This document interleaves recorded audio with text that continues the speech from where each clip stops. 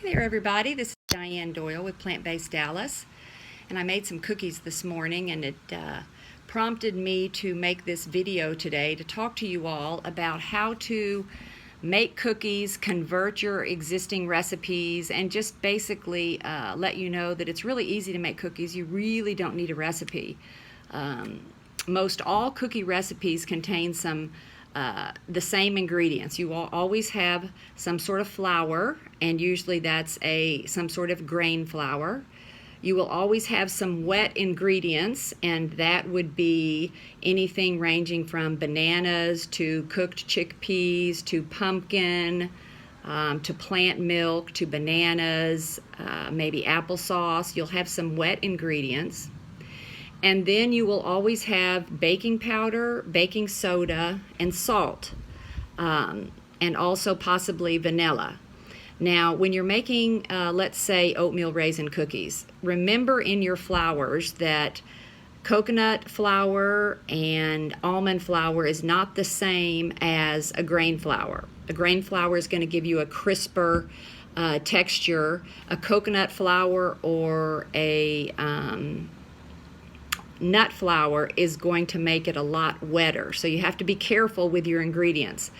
Most all of us know what cookie batter should feel like and look like and taste like as well. So let's review that. So we have our flour, we have our wet ingredients, and you need some sort of fat in there. So instead of oil or butter that we used to use, you're going to use some sort of nut or seed butter. If you have nut allergies and you're going to stay away from the nuts, and you can use sunflower seeds blended up into a sunflower butter, or you can use sesame seeds, which is tahini ground up. So those are two good nut-free options. If you have to go gluten-free, choose oat flour or brown rice flour, or a combination of those two together. And remember, if you have a Blendtec or a Vitamix, you can take any grain or bean and turn it into a flour. So you have that. You don't have to buy the flours if you don't want. Okay, so when you're making your recipes for cookies, say, start off with 1 to 2 cups of your flour mixture. And again, you can combine different flours. You don't have to use one kind of flour. If you don't have to worry about wheat, then you can use whole wheat pastry flour. The whole wheat pastry flour is a little bit different than whole wheat flour. It's a little bit lighter in texture. So usually I like to have some whole wheat pastry flour on hand. If you buy your flours from the store, be sure and store those in the freezer, because since they've already been broken down, the grains can go rancid. If you're storing your whole grains can just be kept in your pantry, so that's not a problem. Okay, and the other thing you need in cookies is some sort of sweetener. Now, I really love dates, and if you want to use dates as a sweetener, you can put that into your wet ingredients. And I always like to put all my wet ingredients inside the blender canister and start from there. I'll put my plant milk, my banana, maybe parts of an apple if I'm using apple, or the cooked chickpeas. If I'm using dates to sweeten, I might put some dates in there as well. Or if you want to use a little bit of maple syrup, be careful with the maple syrup. As you get further and further along in this plant-based journey, you should be your sweet tooth should be diminishing some, and so it's good to minimize that maple syrup and use dates if you can.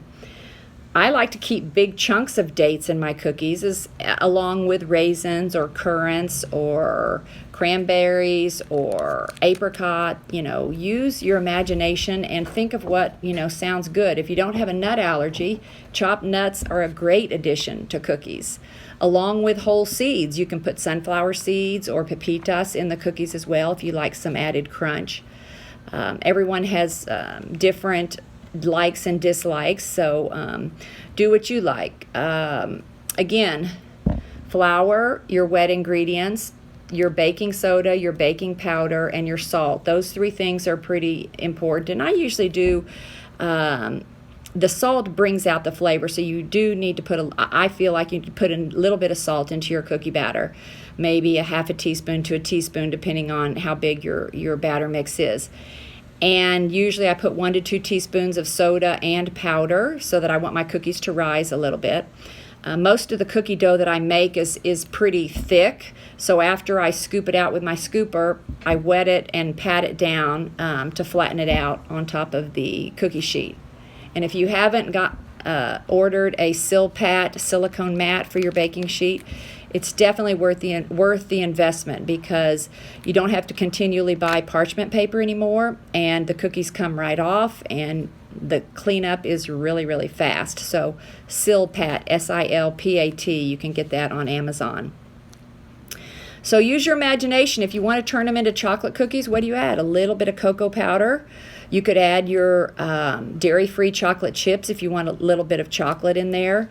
If you want to make molasses or ginger cookies, add a little bit of molasses as your sweetener and ginger powder. That would be delicious in a ginger cookie. The moister you want your cookie, the either more chickpeas you may want to put in it, or almond powder would give you more of a wetter or denser cookie. But you do have to have your fat. Like I said, your fat is in the form of a nut butter or a seed butter. So choose between that.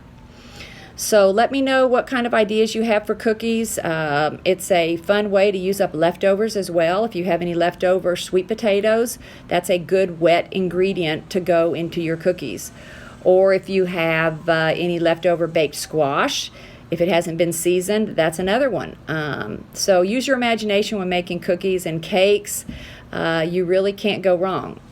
Good luck, and y'all have a great day. Bye-bye.